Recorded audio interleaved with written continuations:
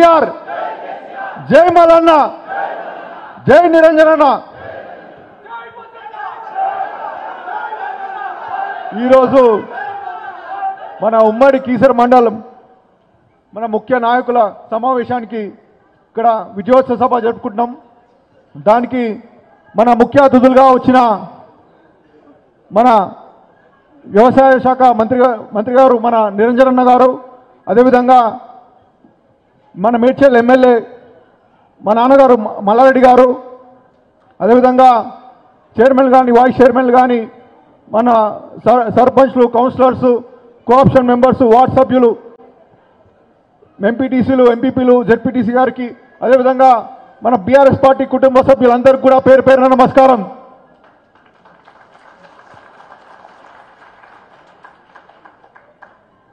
మనందరికీ కూడా తెలుసు, గత 10 సంవత్సరాలు మన బీఆర్ఎస్ పార్టీ ఆధ్వర్యంలో అంటే మన కేసీఆర్ గారు చేసిన పథకాలన్నీ కూడా ప్రతి ఒక్కరికి కూడా రీచ్ అయినాయి. అంటే ఆయన చేసిన పథకాలు ఒక్కొక్కటి వివరించుకుంటూ పోతే అంటే 24 గంటల కరెంటు కానీ, అదేవిధంగా త్రాగునీళ్ళు కానీ, సాగునీళ్ళు కానీ, అట్లా వ్యవసాయకంగా మన మినిస్టర్ గారు కూడా ఇక్కడే ఉన్నారు. అంటే ఎంతో అభివృద్ధి చెందింది మొత్తం మన తెలంగాణ. అంటే 10 ఏళ్లలో 2014 బిఫోర్, 2014 ఆఫ్టర్ మనకు కూడా క్లియర్గా మన తెలంగాణ రూపురేఖలు మార్చారు మన కేసీఆర్ గారు. అదేవిధంగా మన డైనమిక్ లీడర్ కేటీఆర్ గారు కూడా మొత్తం ఒక ఐటీ సెక్టర్ కానీ, మన ఫ్లైఓవర్స్ కానీ, మన సిటీ హైటెక్ సిటీ కానీ అట్లంతా కూడా మొత్తం కూడా ఒక సిటీ కూడా ఒక మరో మెట్రోపాలిటన్ సిటీ అంటే అమెరికాను కూడా తల్లిదన్నట్టు మన హైదరాబాద్ని తీర్చిదిద్దారు.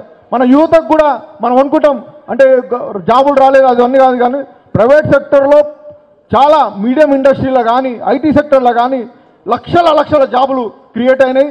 అందరూ కూడా ఒక స్టేజ్లో మంచి ఉద్యోగాలు చేసుకుంటూ సుఖ సంతోషాలతో బాగున్నారు మన సిటీ అంతా కూడా. కొన్ని అంటే ఈ కాంగ్రెస్ చేసిన కొన్ని మోసపూరిత ఈ 420 స్కీములు కానీ, అదేవిధంగా ఈ 6 గ్యారంటీలు, మళ్ళీ అదేవిధంగా ఈ ఫ్రీ బస్సు స్కీమ్కి కొన్ని మంది ఆశపడి అరే ఇంకా వచ్చేస్తుందేమో, నాకు ఇంకా రుణమాఫీ అయిపోతుందేమో, ఇవన్నీ కొద్దిగా ఆశపడి పల్లెటూరులో అంటే కొద్ది గ్రామీణ ప్రాంతాల్లో కొంతమంది ఆశపడి మోసపోయారు. వాళ్ళకి ఇప్పుడు 20 రోజుల్లో అందరికి కూడా అర్థమైపోయింది అరే నాయన వచ్చేది ఏం లేదని. అంటే మొన్ననే పేపర్లో చూస్తూనే ఉన్నాం 14,000 కోట్లు వచ్చినాయని.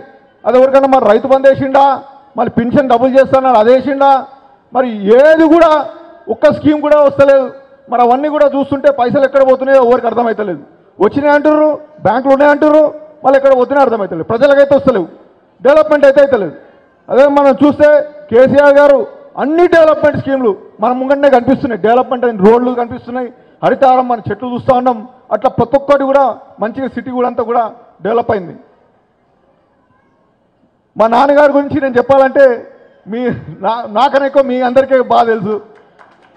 సో అంటే నిత్యం కూడా అంటే ఫస్ట్ ఆఫ్ ఆల్ మీ అందరికి కూడా ధన్యవాదాలు, కృతజ్ఞతలు. ఎందుకంటే మీ అందరి సహకారంతోనే ఇంత భారీ విజయం మనం సాధించగలిగినాం. ఆయన నిత్యం కూడా ప్రతిరోజు ప్రజల్లోనే ఉంటూ రోజు అంటే పొద్దున 9 o'clock షార్ప్ ఇంట్లో ఎంతమంది కలిసేసి మళ్ళీ కాన్స్టిట్యున్సీకి అంటే ఒక్కరోజు కూడా అంటే మోడీ గారన్నా హాలిడే తీసుకుంటూ ఫారెన్ ట్రిప్ పోయి అక్కడన్నా పోయి, కానీ మల్లారెడ్డి గారు 5 సంవత్సరాల్లో ఒక్కసారి ఒక్క ట్రిప్ పోలేదు. మొన్న ఎలక్షన్స్ అయిపోయిన తర్వాత first time Goa Dubai trip పోవడం జరిగింది. అది కూడా ఎవరితోని మన కౌన్సిలర్లతోనే. అట్లా అది కూడా పని మీదనే, వేరే దానికోసం అట్లా లేదు. సో అట్లా మొదటిసారి ఫస్ట్ టైం మొన్న ట్రిప్ పోయిండు. అది కూడా సోషల్ మీడియాలో ఫుల్ హల్చల్ అయిపోయింది.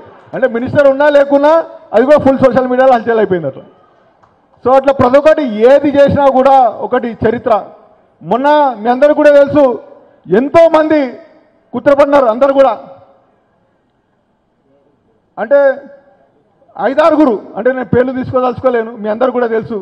పెద్ద మాజీ అంటే లీడర్లు, పెద్ద లీడర్లు, ఎమ్మెల్యే క్యాండిడేట్లు అందరూ కూడా ఎంటపడి నేను కంకణం కట్టుకొని ఎట్లయినా మల్లారెడ్డి గారిని ఓడిస్తా అని అందరు కూడా తిరిగారు. కాకపోతే మీ అందరికి కూడా తెలుసు రజనీకాంత్ ఒకటి సినిమా డైలాగ్ ఉంది, మళ్ళీ కోసుకుంటుండా ఇవన్నీ ఒట్ట మాటలు. అది మొన్న అదే మీ అందరికి రజనీకాంత్ సినిమా డైలాగ్ తెలుసు కదా, ఏందది?